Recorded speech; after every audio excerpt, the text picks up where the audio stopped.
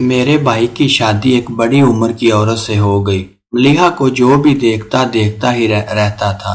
4 بھائیوں کی اکلوتی بہن تھی، اس کے سب ناز نخرے اٹھاتے تھے اور اتنی پیاری تھی کہ اس کی ماں کہتی تھی کہ اس کی شادی کسی شہزادے سے ہوگی۔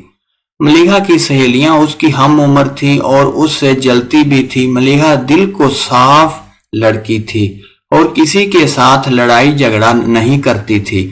ملیحہ کی ماں نے کہا کہ شکوران خالہ آئی ہے، دوپٹہ اوڑھ کر آنا۔ شکوران خالہ کے ساتھ ایک خاتون اور ایک لڑکی بھی موجود تھی۔ ملیحہ سلام کر کے اپنی ماں کے ساتھ صوفے پر بیٹھ گئی۔ وہ عورت اور لڑکی ملیحہ کو دیکھ رہی تھی۔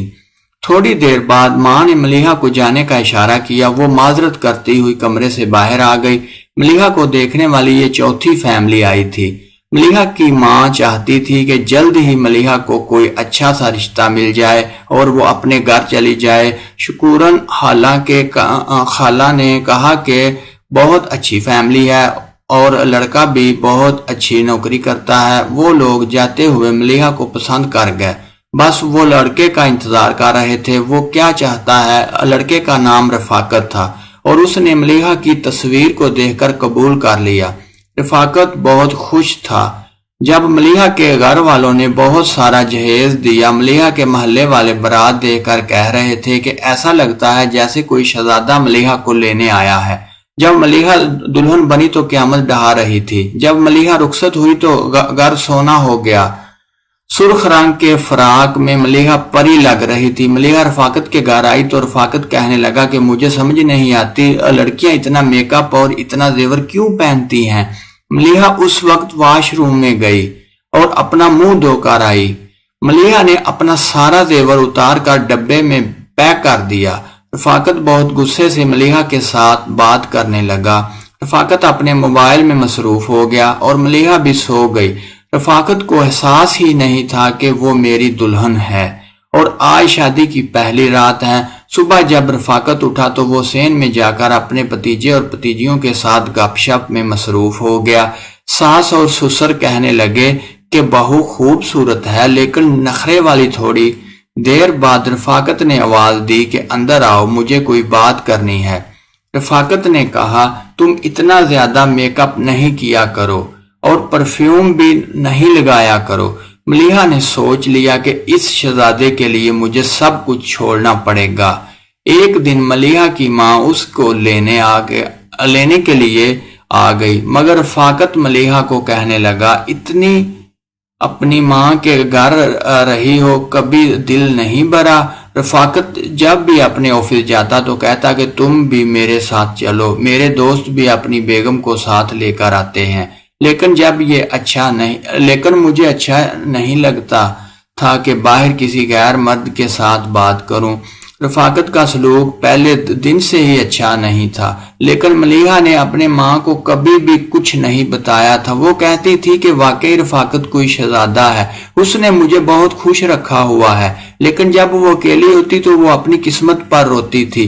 کچھ دن میرے بھائی مجھے چھوڑنے میرے سسرال چلا گیا۔ رفاقت نے بھی بھائی کو بھی بہت ہی باتیں کی کہ گھر کا کوئی کام نہیں کرتی، سارا دن سوئی رہتی ہے، میرا کوئی خیال نہیں رکھتی۔ میری ماں بوڑھی ہے، اس کا بھی کوئی خیال نہیں رکھتی۔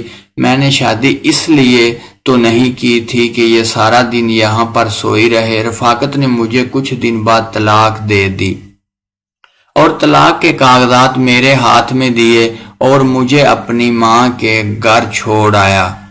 میری سہیلیاں بھی مجھ پر باتیں کرنے لگی کہ اتنا غرور کرتی تھی تم اپنے حسن پر، لیکن آتے نے حسین کا کیا فائدہ؟ کیا تم کو تمہارے شوہر نے طلاق دے کر گھر بھیج دیا؟ طلاق کا داغ بہت برا۔ مجھے طرح طرح کی باتیں سننی پڑتی تھی۔ 2 سال ہو گئے مجھے میرے ماموں کے گھر پر رہتے ہوئے۔ اپنے ماں باپ کے گھر کبھی نہیں گئی کیونکہ میں جب بھی آ جاتی تو مجھے اپنے پرانے دن یاد آتے تھے۔ میری ماں میرے لیے طلاق یافتہ لڑکا ڈھونڈنے لگی کہ میری بیٹی کا گھر بس جائے۔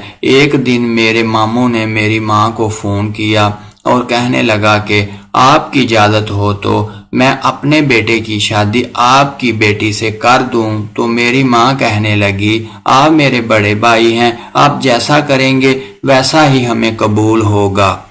مجھے اپنی ماں کا فیصلہ قبول کرنا پڑا اور اپنی ماں اور اپنے ماموں کی عزت رکھ لی۔ شادی کے بعد میں نے اسکول میں پڑھانا چھوڑ دیا اور گھر میں رہتی تھی، اپنی ماں کے ساتھ گھر کا کام کرتی۔